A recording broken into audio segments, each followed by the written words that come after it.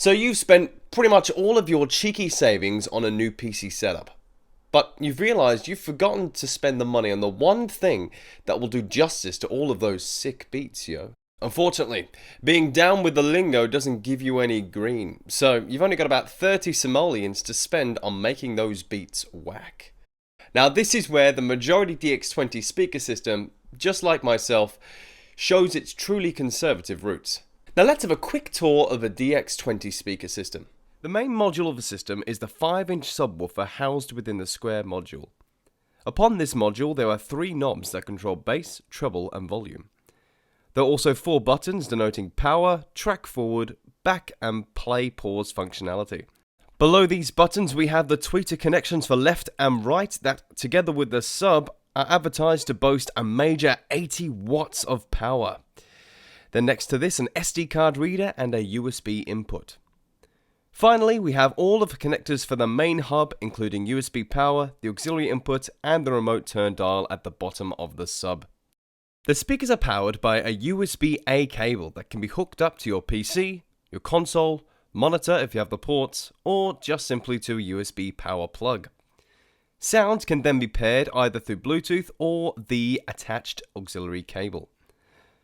Now while this may seem obvious to some, please do bear in mind that the power supply does need to be constant.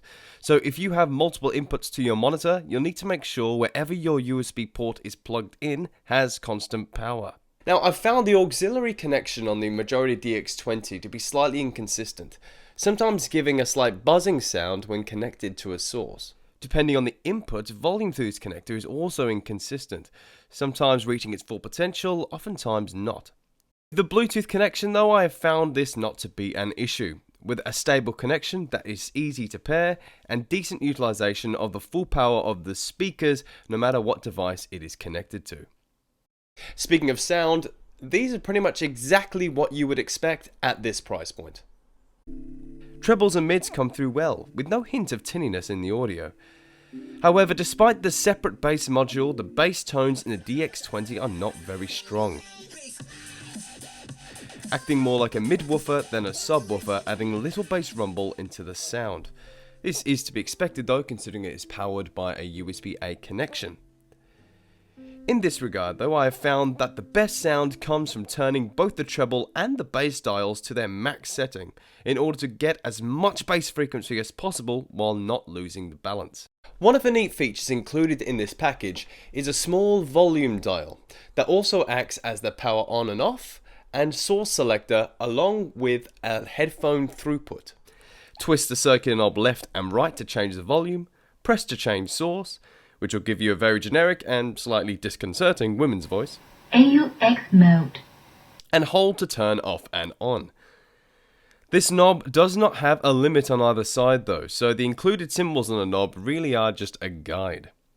For gaming, these speakers again operate at about that mid-tier level, with speech and music coming through with clarity and not noticing any real distortion in the speakers.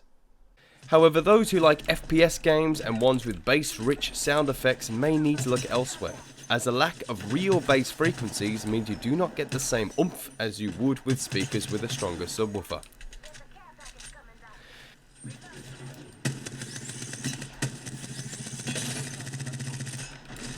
In terms of style, I feel these speakers hit again right in the center, as they are certainly not the sleekest of speaker systems, particularly considering the bass module.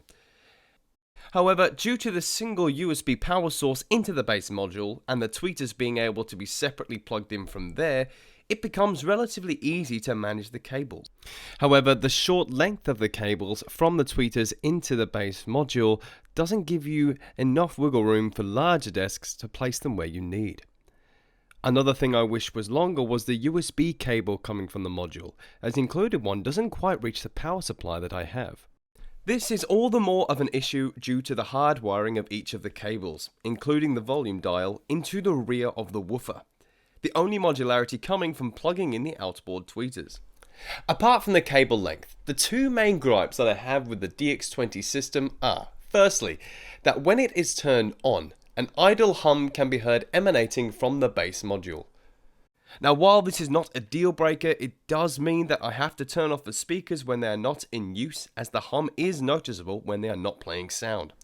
Secondly, when turning the volume to full on here, I am noticing a bit of feedback from the auxiliary connector. Again, while not usually noticeable when musical game sounds are coming through, this certainly does at times take away from the experience, especially when that feedback is quite loud. All in all, I would say the majority DX20 speakers punch well within their weight class. They have relatively good sound within the mids and the trebles, but lack any real oomph in those bass frequencies. If you only have £30 for a speaker set, however, while you may not be wowed by the system, I don't think you're going to be disappointed by the sound either. This was Conned Into Tech. Please make sure to like and subscribe down below. Have a good one.